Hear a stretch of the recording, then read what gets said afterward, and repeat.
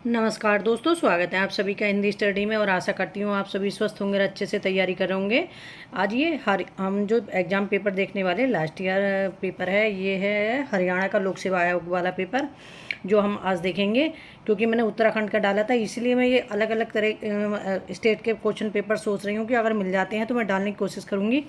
क्योंकि इनसे जो तुम तैयारी कर रहे हो ना, तो पता चलेगा कि सब जगह के मतलब पेपर मिलते जुलते आते हैं। ठीक है, क्योंकि हिंदी सब एक है, तो इससे आप करोगे ना तो एक आधार भी पता चलेगा कि कैसे कैसे क्वेश्चन पूछे जाते हैं। नए क्वेश्चन भी आपको मिलेंगे। ठीक है, जो क्वेश्चन नहीं मिलते जाएँ उन्हें नोट डाउन भी जरूर कर लेना, क्योंकि पता है कि ये क्वेश्चन ऐसे भी नहीं है कि आपके एग्जाम में नहीं आएंगे। चाहे आप कहीं का भी एग्जाम दो, तो किसी भी एग्जाम में कोई सा भी क्वेश्चन आ सकता है। ठीक है, स्टार्ट करते हैं अपनी क्लास। और आप मेरे चैनल पर पहली बार आए तो चैनल को सब्सक्राइब कर लेना, बेल आइकन को क्लिक कर लेना, जिससे आने वाली वीडियो को नोटिफिकेशन आपको मिल सके। चलो स्टार्ट करते हैं। आज का पहला क्वेश्चन है, शब्द की शक्तियाँ कितने प्रकार की होती हैं? तो शब्द शक्तियाँ हमारी कितने प्रकार की होती हैं? 3 प्रकार की। ठीक है, कौन सी? अभिधा, व्यंजना और लक्षणा, 3 प्रकार की होती हैं। और अगर मान लो अलंकार शास्त्र में जो अभिधा की परिभाषा दे रखी है वो मतलब जो अभिधा का मतलब होता है कि मतलब साक्षात या सांकेतिक भाषा जो होती है वो कौन सी होती है? अभिधा। वाच्यार्थ मुख्यार्थ की भाषा कौन सी होती है? वो भी अभिधा में होती है। ठीक है, अगर आपको कहीं मुहावरे दिए हों, उसमें पूछा गया हो कौन सी सब शक्ति होती है, तो इसमें होती है लक्षणा सब शक्ति। और लक्षणा सब शक्ति के कितने भेद होते हैं? 2। रूढ़ी लक्षणा, अप्रयोजनवती लक्षणा। व्यंजना शक्ति के कितने भेद हैं? इसके भी 2 भेद हैं, शाब्दिक व्यंजना और अर्थी व्यंजना। और व्यंजना शक्ति किसमें होती है? श्लेष अलंकार में व्यंजना शक्ति होती है। ठीक है, जो अपना काव्य है उसमें एक परिभाषा भी दे रखी है इनके बारे में कि जैसे अभिधा को अधम काव्य और लक्षणा को मध्य काव्य और व्यंजना को उत्तम काव्य की संज्ञा दी गई है। ठीक है, अगर क्वेश्चन में दे के पूछ लें कि मतलब उत्तम काव्य की संज्ञा किसे दे रखी है, तो व्यंजना सब शक्ति को दे रखी है। इस तरह से ये इसमें से पूछते हैं क्वेश्चन। ठीक है, आगे देखते हैं। दक्षिण भारत हिंदी प्रचार सभा मद्रास की मतलब रूपायण किसने किया था? तो दक्षिण भारत हिंदी मद्रास सभा का रूपायण किसने किया था? महात्मा गांधी ने। और जो ये स्वामी दयानंद, इन्होंने आर्य समाज की स्थापना की थी 1875 ईस्वी में। कहाँ? मुंबई में। और ये है राधा कृष्ण दास, नीचे राधा कृष्ण दास, ये इनका जन्मदिन मनाती है हम कब? 5 सितंबर को, राधा कृष्ण दास का। राजेंद्र प्रसाद ने लिखी थी महात्मा गांधी जी की जीवनी, वो थी चंपारण में महात्मा गांधी जी। आगे देखते हैं। डॉक्टर ग्रेयर्सन ने राजस्थानी बोलियों को कितने वर्गों में बांटा है? तो डॉक्टर ग्रेयर्सन ने राजस्थानी बोलियों को कितने वर्गों में बांटा है? 5। ठीक है, अब देखो ये क्वेश्चन ऐसे हैं, भाषा है तो शब्द मतलब काव्य शास्त्र से है, तो हिंदी साहित्य से है, तो मिलते जुलते सारे क्वेश्चन ही आते हैं। ठीक है, बस मेन चीज़ ये है कि अपना फोकस करके ये देखो कि कौन से क्वेश्चन रिपीट होते हैं और कहाँ से मतलब हमेशा क्वेश्चन आते हैं। ये चीज़ हमें मतलब एक तरह से पकड़ने की होती है एग्जाम पेपर में, यही हमारी सबसे बड़ी विशेषता होनी चाहिए। तो इसमें कौन कौन सी हैं? जो 5 बोलियां हैं वो हैं पश्चिमी राजस्थानी, उत्तरी पूर्वी राजस्थानी, मध्य पूर्वी राजस्थानी, दक्षिणी पूर्वी राजस्थानी, दक्षिणी राजस्थानी। इस तरह से 5 हैं, 5 वर्गों में जो उन्होंने बांटा है ग्रेयर्सन ने। आगे देखते हैं। रिपब्लिक ग्रंथ के लेखक हैं, तो रिपब्लिक ग्रंथ के लेखक कौन है? प्लेटो। जैसे मतलब प्लेटो के गुरु कौन थे? सुकरात थे। जैसे सुकरात, प्लेटो और अरस्तु, इस तरह से इनका क्रम है। ठीक है, और प्लेटो के मतलब शिष्य कौन थे? अरस्तु। और प्लेटो की रचना कौन सी है? ईयोन है। और लोंजाइनस की रचना कौन सी है? पेरीइप्सुस। और अरस्तु की रचना कौन सी है? रिटोरिका। ये सब पूछी गई रचना। पश्चिमी सीमा की मगही किससे प्रभावित है? पश्चिमी सीमा की मगही किससे प्रभावित है? तो ये भोजपुरी से प्रभावित है। ठलुआ क्लब निबंध संग्रह के लेखक हैं, तो ठलुआ क्लब निबंध संग्रह के लेखक कौन है? गुलाब राय हैं। मेरी असफलताएं और रचनाएं इनकी गुलाब राय की, जो एग्जाम में पूछी जाती है। ठीक है, अब पद्मलाल पुन्ना बख्शी की है जो निबंध है वो है कुछ और अतीत स्मृति। ये पद्मलाल पुन्नालाल बख्शी के निबंध है। और एक है पांडे बेचन शर्मा उग्र का जो है वो है बुढ़ापा और गाली। आचार्य रामचंद्र शुक्ल का चिंतामणि है, जो पहले विचार विधि नाम से हुआ था। आगे देखते हैं। त्यागपत्र उपन्यास के लेखक हैं, तो त्यागपत्र उपन्यास के लेखक कौन है? जैनेन्द्र हैं। और जो है प्रेमचंद, और प्रेमचंद जो दे रखे हैं ना, तो प्रेमचंद के सारे उपन्यास अच्छे से देख लेना, क्योंकि प्रेमचंद उपन्यास सम्राट भी कहे जाते हैं। तो प्रेमचंद के उपन्यास तो प्रत्येक एग्जाम में आते हैं, ठीक है, तो इसलिए अच्छे से ज़रूर देख लेना। जैसे प्रेमचंद के उपन्यास है सेवा सदन, रंगभूमि, कर्मभूमि, गबन, गोदान, ठीक है, इस तरह से ये पूछ लेते हैं, ठीक है। त्यागपत्र के अगर पूछ लेंगे मतलब इसके पात्र कौन से हैं, तो त्यागपत्र का पात्र जो पूछा जाता है अभी तक मृणाल और प्रमोद ये पूछे गए हैं, ठीक है। तो मृणाल, प्रमोद और शीला ये त्यागपत्र के जो उपन्यास है इसके मतलब पात्र हैं। जयशंकर प्रसाद के उपन्यास कौन से हैं, कंकाल, तितली और इरावती। और भगवती चरण वर्मा के कौन से उपन्यास हैं, चित्रलेखा, टेढ़े मेढ़े रास्ते, ठीक है। आगे देखते हैं। संविधान में किस धारा के अनुसार संसद का कार्य हिंदी में तथा अंग्रेजी में किया जाएगा। तो संविधान में किस धारा के अनुसार संसद का कार्य हिंदी में या अंग्रेजी में किया जाएगा। जो अनुच्छेद 343 से 351 तक, वो सारे अनुच्छेद आपको अच्छे से देखना है। जो भाषा देखनी, जो 22 भाषाएं उनका क्रम भी पूछ लेते हैं, कब से कब तक, मतलब कौन सी भाषा पहले है बाद में है, और 22 भाषाओं में से कौन सी भाषा है जो कि अपने संविधान में नहीं है, ठीक है। इस तरह से वो भी देख लेना कि कौन सी भाषा नहीं आती। ये सब जानकारी आपको होनी चाहिए, क्योंकि भाषाओं से संबंधित दो क्वेश्चन आते हैं, ठीक है। अब इसमें अगर मान लो पूछ लें कि लोकसभा अध्यक्ष मतलब किसी को बात करने के लिए अपने मातृभाषा में अनुमति दे सकता है, तो वो किसके अंतर्गत, तो वो धारा 120 के अंतर्गत दे सकता है, ठीक है। और 344 जो है अनुच्छेद, तो 344 में है राजभाषा आयोग का गठन, वो जो हुआ था 7 जून 1955 को। और 343 में तो वही है, संघ की राजभाषा हिंदी और लिपि देवनागरी होगी। निम्न कहानी संग्रह में कौन सा कहानी संग्रह अज्ञे का नहीं है। तो इनमें से अज्ञे का कहानी संग्रह कौन सा नहीं है, तो ये है दिवाली। तो दिवाली किसका है, ये ईलाचंद जोशी का है। ये परंपरा, शरणार्थी, अमर बल्लरी, कोठरी की बात, बीप ठगा, जयदोल, ये किसकी कहानी है, ये सारी कहानी है अज्ञे जी की, ठीक है। मसूद हसन खां किस बोली को मानक हिंदी खड़ी बोली का आधार मानते हैं। तो मसूद हसन खां मतलब किस बोली को मानक हिंदी खड़ी बोली का आधार मानते हैं, वो है हरियाणी। ये है ब्रज, बुंदेली, कन्नौजी, हरियाणवी, खड़ी बोली। ये पांचों बोलियाँ किसकी हैं, ये जो इसमें चारों देर की चार है, एक खड़ी बोली किसकी है, पश्चिमी हिंदी की बोली है। ये कितनी उपभाषाएं हैं, 5, बोलियाँ कितनी है, 18, ठीक है। अगर वो 18 ना ऑप्शन में 17 हो तो उस पर भी टिक कर सकते हैं आप। रमणीयार्थ पादप शब्दम काव्यम किस आचार्य का कथन है। तो रमणीयार्थ शब्दम काव्यम किस आचार्य का कथन है, तो यह है पंडित राज जगन्नाथ का। और भामा का क्या है, शब्दार्थो सहितो काव्यम, आचार्य विश्वनाथ का है वाक्य रसात्मक काव्यम। और कुंतक का है शब्दार्थो सहितो वक्र कवि व्यापार शालिनी, ठीक है। ये सारे एग्जाम में पूछे गए हैं। ये भी मतलब जो अलंकार से संबंधित हैं वो कथन, और क्या कविता से संबंधित कथन है काव्य से।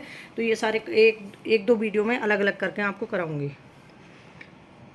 आगे देखते हैं। प्रकाशन वर्ष के अनुसार सही आरोही क्रम में लगाना, तो इन्हें आरोही क्रम में लगाना हमें।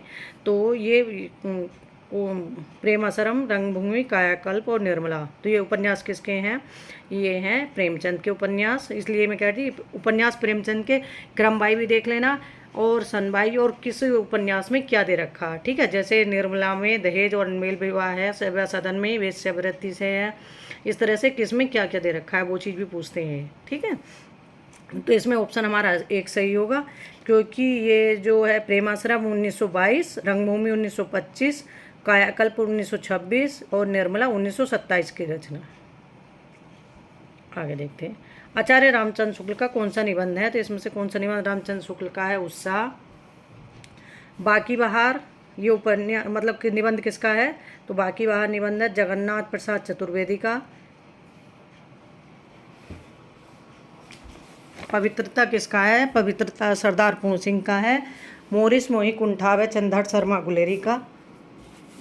इस तरह से ये हमारे चारों निबंध हो गए। रामचंद्र शुक्ल के सारे निबंध देख लेना। ये रामचंद्र शुक्ल के जैसे लज्जा है, भय, क्रोध है, घृणा, इस तरह से, ठीक है। आगे देखते हैं। भारत भारती का प्रकाशन कब हुआ, तो भारत भारती का प्रकाशन कब हुआ, 1912 में हुआ। और भारत भारती किसकी रचना है, मैथिली शरण गुप्त की रचना है, ठीक है। मैथिली शरण गुप्त के यश का आधार क्या है, भारत भारती है। राष्ट्रीय कवि किसे कहा गया है, मैथिली शरण गुप्त को। 11 वर्ष का समय कहानी के लेखक हैं, तो 11 वर्ष का समय कहानी के लेखक कौन है? तो ये है रामचंद्र शुक्ल। और प्रेमचंद की कहानी कौन सी है? वो है ईदगाह, फूस की रात, ठाकुर का कुआं, सदगति। ये सब किसकी कहानी है? प्रेमचंद की।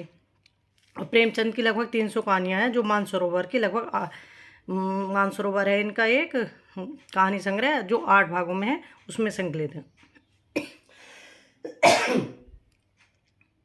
विशंबरनाथ शर्मा कौशिक, तो विशंबरनाथ शर्मा कौशिक, इनकी कौन सी है कहानी? इनकी है रक्षाबंधन और गल्फ मंदिर।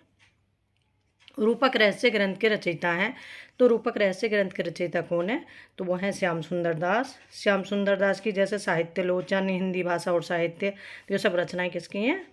श्याम सुंदर दास की हैं। और विश्वनाथ प्रसाद मिश्र की रचना है हिंदी साहित्य का विकास। गुलाब राय की रचना है काव्य का रूप। ठीक है, आगे देख रहे हैं।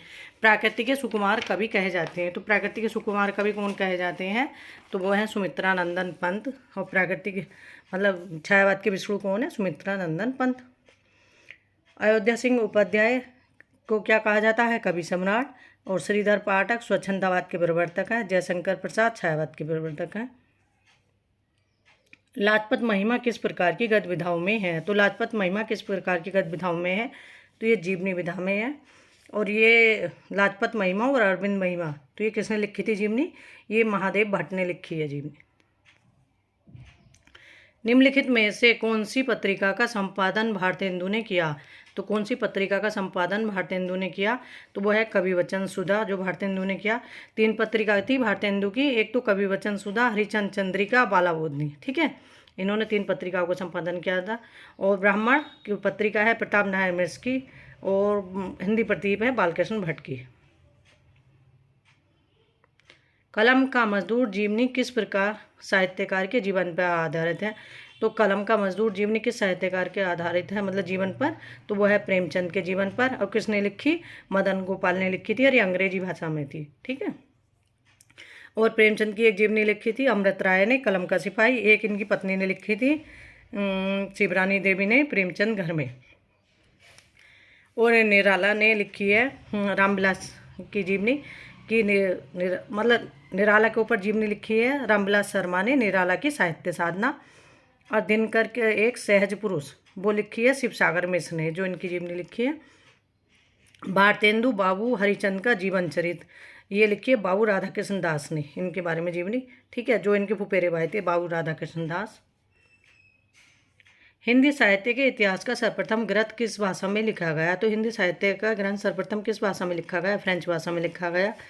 तो अब फ्रेंच भाषा में लिखा गया कौन सा था? इस्वार्दा लित लेते ये हिंदुस्तानी। ठीक है, जो गारसदा तासी का था। उसका उर्दू में अनुवाद किसने किया था?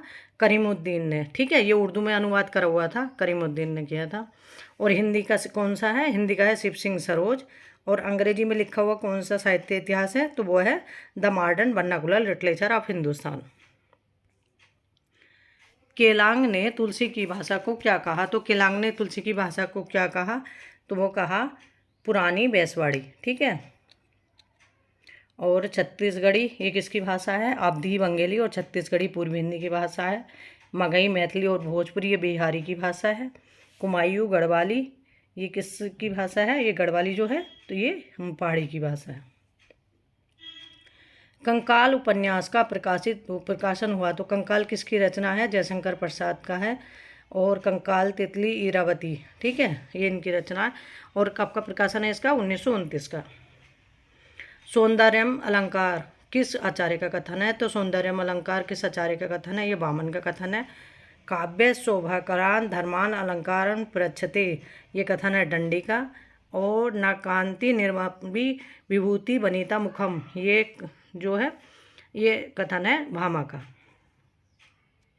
कुतुबन की रचना कौन सी है? तो कुतुबन की रचना कौन सी है? मृगावती। और मृगावती को सूफी काव्य की पहली रचना किसने माना है? रामचंद्र शुक्ल ने माना है। अशोक के फूल निबंध संग्रह का प्रकाशन कब हुआ? तो अशोक के फूल निबंध संग्रह का प्रकाशन किसका हुआ, कब हुआ? 1948 ईस्वी में। और किसका निबंध है ये? हजारी प्रसाद द्विवेदी जी का। ठीक है, और हजारी प्रसाद द्विवेदी कैसे निबंधकार हैं? ललित निबंधकार हैं। कुबेर नाथ राय और हजारी प्रसाद द्विवेदी, विद्यानिवास मिश्र ये ललित निबंधकार हैं। अर्धनारीश्वर निबंध संग्रह के लेखक हैं। तो अर्धनारीश्वर किसका निबंध है? ये रामधारी सिंह दिनकर का है।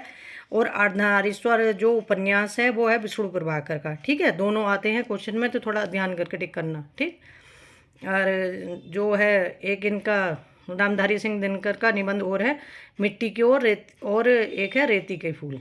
ठीक है, जो पूछे आते हैं एग्जाम में। आज्ञे के हैं मतलब त्रिशंकु, आत्मनेपथ, लिखे कागज को रेती, आज्ञे के निबंध है। और डॉक्टर नगेंद्र का निबंध पूछा जाता है आस्था के चरण। किसका निबंध है? डॉक्टर नगेंद्र का। राम वृक्ष बेनीपुरी के निबंध है माटी की मूर्ति बंदीवाड़ी विनय को। ठीक है, तो ये किसका है? राम वृक्ष बेनीपुरी के। आगे देखते हैं। जहाँ पहला वाक्य उपमेय और दूसरा वाक्य उपमान तथा उसमें साधारण धर्मों में बिंब प्रतिबिंब भाव हो, वहाँ कौन सा अलंकार होता है? तो वहाँ दृष्टांत अलंकार होता है। ठीक है, और जहाँ मतलब जहाँ तुलना का भाव हो और जहाँ उपमेय की तुलना उपमान से हो रही हो, तो वहाँ कौन सा होगा अलंकार? वहाँ उपमा अलंकार होगा। और जो कोई सामान्य बात कहकर उसके समर्थन में दूसरी विशेष बात कही जाए, तो वहाँ कौन सा अलंकार होगा? अंतर्न्यास अलंकार। और प्रतिस्तुपना अलंकार होगा जब उपमेय वाक्य और उपमान वाक्य का एक ही साधारण धर्म कहा जाए, पर उसका मतलब अर्थ भिन्न शब्दों द्वारा हो जाए। आगे देखते हैं। सिंहल के लोग किस भाषा को मागधी कहते हैं? तो सिंहल के लोग किस भाषा को मागधी कहते हैं? वो पाली भाषा को मागधी कहते हैं। अब भाषा का क्रम पूछने को एग्जाम में आते हैं, उसे भी देख लेना, जैसे संस्कृत, पाली, प्राकृत, अपभ्रंश और खड़ी बोली। ठीक है। दुखी जीवन की कथा रही, क्या कहूँ आज जो नहीं कही। उपर्युक्त पंक्तियाँ किस कविता से हैं? तो दुखी जीवन की कथा रही, क्या कहूँ आज नहीं कही। तो ये पंक्तियाँ है सरोज स्मृति से, निराला जी की जो रचना है। रामचरितमानस किस भाषा में रचित है? तो रामचरितमानस किस भाषा में रचित है? तो ये अवधि में, और अवधि भी अगर आ जाए परिनिष्ठित अवधि में। ठीक है, और इसमें कितने कांड हैं? 7 कांड हैं। और किस शैली में? दोहा चौपाई शैली में लिखी गई है। इसका रस कौन सा है? तो शांत रस प्रधान रचना है ये। और इसे लिखने में कितना समय लगा था? 2 वर्ष 7 माह और 26 दिन। और इसका सन क्या है? वो किस ईस्वी में लिखी गई? तो ये 1574 ईस्वी की रचना है। रस सिद्धांत स्वरूप विश्लेषण ग्रंथ के लेखक हैं। रस सिद्धांत स्वरूप विश्लेषण ग्रंथ के लेखक कौन है? ये है डॉक्टर आनंद प्रकाश दीक्षित। ठीक है, और गुलाब राय की रचना है ठलुआ किलब। और डॉक्टर रामानंद तिवारी की रचना है हिंदी भाषा का गद्य साहित्य। डॉक्टर निर्मला जैन की मतलब रचना है रस सिद्धांत और सौंदर्य शास्त्र। आगे देखते हैं। निम्न ग्रंथों में अरस्तु का ग्रंथ है। तो निम्न ग्रंथों में अरस्तु का ग्रंथ कौन सा है? रिटोरिक। और जो पेरिप्सूस है ये लोंजाइनस का है। और इलियड की रचना है बायोग्राफिया लिटरेरिया। अजातशत्रु नाटक कब प्रकाशित हुआ? तो अजातशत्रु नाटक कब प्रकाशित हुआ? 1922 ईस्वी में। और ये नाटक किसका है? जयशंकर प्रसाद का नाटक है। औचित्य मत का प्रतिपादन कर उसे काव्य के प्राण के रूप में प्रतिष्ठित करने वाले आचार्य हैं, तो वो हैं क्षेमेंद्र। और ध्वनि सिद्धांत को प्रतिष्ठित किसने किया था? आनंद वर्धन ने। और वक्रोक्ति किससे संबंधित है? कुंतक से संबंधित है। ठीक है, और विश्वनाथ की रचना कौन सी है? साहित्य धर्म। निम्न में से किसका स्थायी भाव विस्मय है? तो किसका स्थायी भाव विस्मय है? सारे रस स्थायी भाव अच्छे से देख लेना। रस कितने होते हैं? 9। तो स्थायी भाव भी कितने होते हैं? 9। ठीक है, तो इनके रस स्थायी भाव अच्छे से देख लेना। तो इस मतलब विस्मय का स्थायी भाव कौन सा हुआ? अद्भुत हुआ। और करुण का स्थायी भाव क्या है? शोक है। भयानक का स्थायी भाव भय है। और जुगुस्सा का स्थायी भाव क्या है? विभत्स है। निम्नलिखित कृतियों में कौन सी कृति भारतेंदु हरिश्चंद्र की काव्य कृति नहीं है? तो इसमें भारतेंदु की काव्य कृति कौन सी नहीं है? प्रेम पुष्पावली। तो प्रेम पुष्पावली किसकी रचना है? ये प्रताप नारायण मिश्र की है। प्रेम मालिका, प्रेम फुलवारी, प्रेम सरोवारी भारतेंदु की रचना है। लज्जाराम शर्मा का उपन्यास कौन सा है? तो लज्जाराम शर्मा का उपन्यास कौन सा है? वो है आदर्श हिंदू। और राधाकांत का उपन्यास कौन सा है? ब्रजनंदन सा है। और देवकी गुप्त गोदना किसका मतलब राधाकांत जो उपन्यास है किसका है? ब्रजनंदन साय का। और गुप्त गोदना उपन्यास है ये है देवकीनंदन खत्री का। ठीक है, और एक गुप्त भेद वो है उपन्यास, वो है गोपाल राम गहमारी का। ठीक है, इसमें अच्छे से देख लेना। गुप्त गोदना जैसे इसमें आगे आ जाए तो देवकीनंदन खत्री और गोपाल राम गहमारी दोनों होंगे ना, तो इनका जैसे देवकीनंदन खत्री का तो है गुप्त गोदना, और गोपाल राम गहमारी का क्या है? गुप्त गोदन। गुप्त भेद। ठीक है, आगे देखते हैं।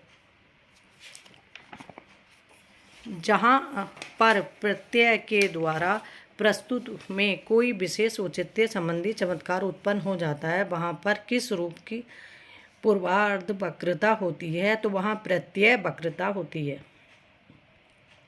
तरुण के स्वप्न शीर्षक कृति किस प्रकार की है? तो तरुण के स्वप्न शीर्षक कृति किस प्रकार की है? तो ये आत्मकथा है। और किसकी है? सुभाष चंद्र बोस की आत्मकथा है। यूनान का सबसे पहला कवि कौन है? तो यूनान का सबसे पहला कवि कौन है? होमर है।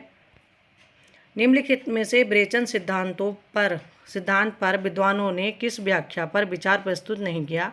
तो निम्नलिखित विवेचन सिद्धांत पर मतलब कौन से विद्वान विवेचन सिद्धांत पर विद्वानों ने किस व्याख्या पर विचार प्रस्तुत नहीं किया? तो ठीक है, तो वो कौन सी व्याख्या है जिस पर विचार प्रस्तुत नहीं किया? वो है राजनीतिक व्याख्या। जिस पर प्रस्तुत किया वो है धार्मिक व्याख्या, नीति व्याख्या और कलापरक व्याख्या। ठीक है, इनमें से कौन सा काव्य ग्रंथ मैथिली शरण गुप्त का नहीं है? तो कौन सा काव्य ग्रंथ मैथिली शरण गुप्त का नहीं है? तो वो है मानसी। मानसी किसकी रचना है? ये रामनरेश त्रिपाठी की रचना है।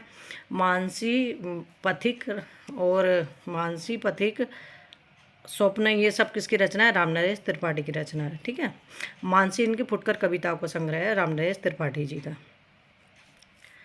और ये जो मैथिली शरण गुप्त है इनकी रचना है विष्णुप्रिया, जय भारत, द्वापर। ठीक है, भारत भारती, ये सब किसकी रचना है? मैथिली शरण गुप्त की रचना है। अगर जैसे पूछे जाए कि मैं सामंजस्यवादी कवि शुक्ल जी ने किसे कहा है? तो वो मैथिली शरण गुप्त जी को कहा है, शुक्ल जी ने। ठीक है, और मैथिली शरण गुप्त जी ने 2 महाकाव्य और 19 खंड काव्य लिखे थे। और हरिगीति का छंद का बादशाह कैसे कहा जाता है? तो वो मैथिली शरण गुप्त जी को कहा जाता है। ठीक है, और आधुनिक युग के तुलसीदास कौन है? वो मैथिली शरण गुप्त है। और आधुनिक युग के सूरदास कौन है? अयोध्या सिंह उपाध्याय हरिऔध।